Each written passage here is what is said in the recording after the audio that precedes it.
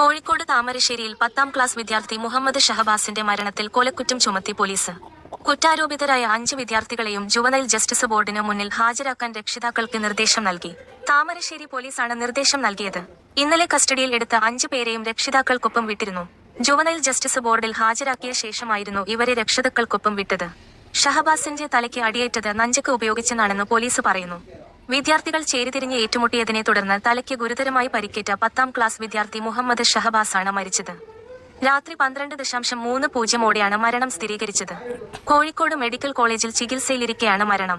Vattoli MJ higher secondary സ്കൂളിലെ വിദ്യാർത്ഥിയാണ് ഷഹബാസ്. എളീറ്റിൽ വട്ടോളി MJ ഹയർ സെക്കൻഡറി സ്കൂളിലെ കുട്ടികളുമാണ് താമരശ്ശേരി ഹയർ സെക്കൻഡറി സ്കൂളിലെ കുട്ടികളുമാണ് പരസ്പരം ഏറ്റുമുട്ടിയത്. ഫെയർവെൽ പരിപാടിയെ ചൊല്ലിയുള്ള തർക്കമാണ് സംഘർഷത്തിൽ കലാശിച്ചത്. കഴിഞ്ഞ ഞായറാഴ്ചയായിരുന്നു സംഭവത്തിന്റെ തുടക്കം.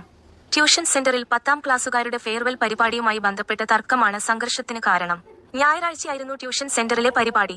ഇതിന്റെ തർക്കത്തിന്റെ തുടർച്ചയായിട്ടാണ് വ്യാഴാഴ്ച വിദ്യാർത്ഥികൾ ഏറ്റുമുട്ടിയത്. സംഭവത്തിൽ 5 വിദ്യാർത്ഥികളെ പോലീസ് ഇന്നലെ കസ്റ്റഡിയിലെടുത്തിരുന്നു.